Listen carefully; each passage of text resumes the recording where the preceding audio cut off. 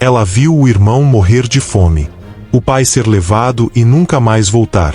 E aprendeu, com apenas 10 anos, que sorrir podia ser considerado traição. Esse lugar existe. É real. E por muito tempo, o mundo fingiu que não sabia. Campo 22. Kanlisou número 22. A prisão mais brutal da Coreia do Norte. Não é apenas um presídio. É um sistema de apagamento humano. Uma estrutura construída para transformar pessoas em sombras. Onde o sangue não corre mais rápido que o medo. Onde ninguém entra e quase ninguém sai. 3 gerações condenadas por um único suposto erro de um familiar. Crianças nascidas atrás das grades, ensinadas a obedecer, a não questionar, a não existir. Ali, as paredes não têm ouvidos, porque os gritos se tornaram rotina. Os dias são longos, as noites mais ainda. Homens e mulheres são enviados para campos de trabalho onde a exaustão não é um risco. É a regra. Um desertor disse: quando vi alguém desmaiar no campo, aprendi que não podia ajudar. A punição por tentar salvar uma vida era perder a própria. Você vai conhecer agora a estrutura desse inferno invisível. Como ele surgiu, como funciona, e por que ainda hoje, mesmo supostamente desativado, deixa marcas que não cicatrizam. Vai descobrir como prisioneiros eram punidos por pensamentos. Como famílias inteiras desapareceram por frases ditas sussurrando. Como uma criança foi punida porque chorou a morte da mãe. E vai entender por que até os próprios guardas, com o tempo, perdiam a capacidade de sentir. O Campo 22 foi projetado para apagar não só corpos, mas ideias, vontades, laços. É sobre controle absoluto. Sobre como o terror pode ser institucionalizado. E talvez o mais assustador não seja o que aconteceu lá dentro, mas o silêncio de quem sabia e preferiu desviar o olhar. Hoje, você vai ver o que tantos tentaram esconder. E depois disso, jamais vai conseguir esquecer. No coração de uma das regiões mais isoladas da Coreia do Norte, nasceu uma estrutura criada não para prender criminosos, mas para aniquilar qualquer ideia de oposição.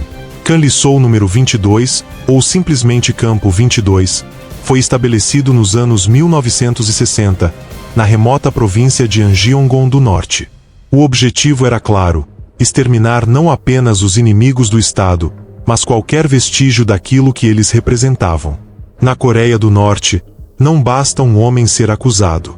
Sua culpa é herdada. Mulheres, filhos, netos, todos considerados contaminados pela mesma ideologia doentia. E por isso, enviados juntos ao campo. Sem julgamento. Sem defesa. Sem volta. Uma sobrevivente contou: eu nasci no Campo 22. Nunca cometi um crime. Minha avó foi levada por ter ouvido, em silêncio, alguém criticar o governo. As famílias eram rasgadas do mundo e enterradas vivas dentro do sistema. Ali, não havia visitas. Não havia cartas. Não havia nomes. Os prisioneiros recebiam apenas um número, e a ordem: obedecer, trabalhar, sobreviver, se conseguissem. A geografia foi escolhida estrategicamente. Montanhas ao redor, trilhas intransitáveis, cercas elétricas com sensores de movimento. Até mesmo os próprios norte-coreanos desconheciam o que havia lá. Por fora, um centro de reeducação. Por dentro, uma máquina de apagamento humano. O Campo 22 não era apenas uma prisão. Era um experimento cruel de controle social. Um lugar onde a identidade era substituída pela obediência. Onde o medo era ensinado como primeira linguagem. E o mais perturbador: tudo isso era oficial. O Estado sabia, planejava, supervisionava. Mas o mundo lá fora, o mundo escolheu não enxergar. No Campo 22, o tempo não passava. Ele era esmagado. Cada amanhecer marcava o início de mais um dia sem dignidade, sem alívio, sem escolha. O trabalho começava antes do sol nascer e só terminava quando o corpo desistia. Mineradoras de carvão, plantações congeladas, fábricas decadentes. Crianças de 12 anos quebrando pedras. Idosos dobrando a coluna até a carne rasgar. Ali, não existia limite de esforço, apenas de resistência. Um ex-prisioneiro relatou: quando desmaiávamos de fome, não havia socorro, só gritos e mais trabalho. A alimentação era escassa. Uma tigela de milho estragado por dia. Sem carne, sem proteína, sem chance de manter o corpo de pé. A fome não era consequência. Era parte do sistema. Um método para enfraquecer, calar, controlar. E mesmo assim, qualquer gesto de cansaço podia ser interpretado como desobediência. E custar caro. Dormia-se em alojamentos precários, infestados de insetos, sem aquecimento. No inverno, as celas congelavam. No verão, faltava ar. Não havia sabonete, não havia remédio. As doenças se espalhavam como uma sentença coletiva. Quem adoecia era isolado. E geralmente, nunca mais voltava. Mas talvez o pior não fosse físico. Era o que se fazia com a mente. Ninguém podia sorrir, cantar, olhar nos olhos de um guarda, falar sem permissão. As crianças, desde pequenas, aprendiam a denunciar os próprios pais, a confiar no regime mais do que na própria família. Era um sistema projetado para apagar o amor, o afeto, a memória, e implantar o medo como única verdade. Em outros países, a prisão é o fim da liberdade. No campo 22, ela era o fim da condição humana. No campo 22, a punição não era exceção. Era método, calculada, pública e implacável. Execuções coletivas eram feitas à vista de todos. Não como justiça, mas como aviso. Os prisioneiros eram forçados a assistir, em silêncio. Desviar o olhar podia ser interpretado como desrespeito. E custar a própria vida. Um desertor contou: nos faziam ajoelhar e olhar até o fim. Quem chorasse, recebia mais castigo. Quem olhasse para os lados, sumia no dia seguinte. As punições variavam conforme o humor dos guardas. Havia celas minúsculas, sem luz, onde prisioneiros ficavam dias de pé, sem espaço sequer para se mover. Outras vezes, eram obrigados a manter posições dolorosas por horas. Tudo para destruir o espírito e garantir submissão total. As mulheres sofriam de forma ainda mais cruel. Havia relatos de humilhações sistemáticas, gravíssimas violações de privacidade e castigos físicos impostos por motivos banais, como falar alto ou demonstrar qualquer emoção. Grávidas eram submetidas a interrogatórios violentos. Suspeitava-se que algumas sequer chegavam a dar à luz. Mas os detalhes, por mais chocantes, eram mantidos em silêncio absoluto. O que acontecia nessas alas nunca era discutido. Porque questionar era o mesmo que assinar sua sentença. Crianças nascidas no campo cresciam sem identidade, sem certidão, sem registro, sem futuro.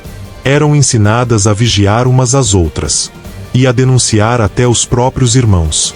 O afeto era considerado fraqueza, a empatia, um risco para o regime. O terror psicológico era diário. Guardas usavam a incerteza como arma. Prisioneiros nunca sabiam se viriam o dia seguinte. E, com o tempo, perdiam até o desejo de vê-lo. Lá dentro, esquecemos quem fomos, quem amamos, quem poderíamos ser. Tudo o que resta é obedecer ou desaparecer. Durante décadas, o Campo 22 operou sem que o mundo sequer soubesse da sua existência. Nenhum jornalista pisou ali. Nenhuma missão humanitária teve acesso. O que acontecia atrás das montanhas era considerado segredo de Estado, guardado com armas, propaganda e medo.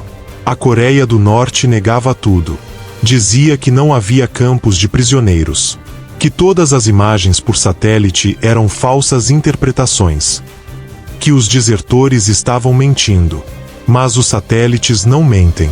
E os relatos começaram a se multiplicar.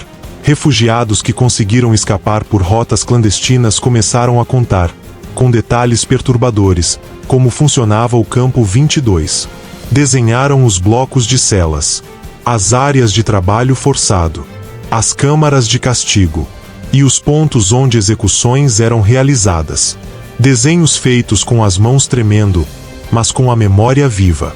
Um ex-guardião, ao desertar, disse: "Fui treinado para ver os prisioneiros como animais. Mas mesmo animais têm nome. Ali, eles eram só números." Em 2012, o governo norte-coreano anunciou o fechamento do Campo 22. Mas o que parecia ser um ato de arrependimento foi apenas encenação. Especialistas afirmam que o campo não foi desativado, foi redistribuído. Os prisioneiros teriam sido transferidos para outros locais, e o nome apenas removido dos registros. A verdade foi enterrada sob o silêncio, sob a cumplicidade de quem tinha interesses políticos, econômicos, ou simplesmente medo de confrontar um regime tão fechado. Enquanto isso, países vizinhos como a China seguem deportando desertores, inclusive mulheres grávidas e crianças, de volta à Coreia do Norte. Muitos deles desaparecem antes mesmo de chegar ao destino. O Campo 22 não foi um acidente. Foi um projeto. E o silêncio global ao redor dele, também. Em 2012, o governo norte-coreano declarou: o Campo 22 estava encerrado. Mas quem sobreviveu ao que houve lá dentro, sabe que o horror não termina com um anúncio. Nenhuma cerimônia, nenhuma libertação, nenhuma explicação. Só o silêncio. Pouco tempo depois, imagens de satélite revelaram movimentações estranhas. Construções sendo desmontadas. Outras, surgindo em locais vizinhos. As famílias dos prisioneiros não receberam notícias. Nenhuma lista de libertos. Nenhuma confirmação de mortes. Nada. Era como se milhares de pessoas tivessem simplesmente sumido. Especialistas acreditam que o campo não foi extinto. Foi reconfigurado, desmembrado, espalhado, ocultado sob novos nomes, em novas estruturas. Um investigador da ONU relatou: é como um corpo escondido, com os traços apagados. Mas o cheiro da verdade ainda está no ar. Os desertores que chegaram depois de 2012 confirmam. A lógica do Campo 22 continua viva. O mesmo sistema de castigos. A mesma herança de culpa. Os mesmos olhares vazios de crianças que nunca viram o mundo. Eles relatam campos como o 15, o 16 e o 18, cada um com suas próprias versões do inferno. O que mudou foi a fachada. A brutalidade permaneceu. E talvez tenha até evoluído. Enquanto isso, dentro do país, a propaganda estatal segue implacável. Mostra escolas felizes, ruas limpas, líderes sorrindo. Mas o que não mostra é o que está sob a terra, onde vozes foram enterradas antes mesmo de aprenderem a gritar. O Campo 22 pode ter mudado de nome, mas o projeto sobrevive. E o mundo que hoje assiste, mais uma vez, escolhe não ver. O Campo 22 não desapareceu. Ele foi enterrado, junto com as histórias que ninguém quis contar.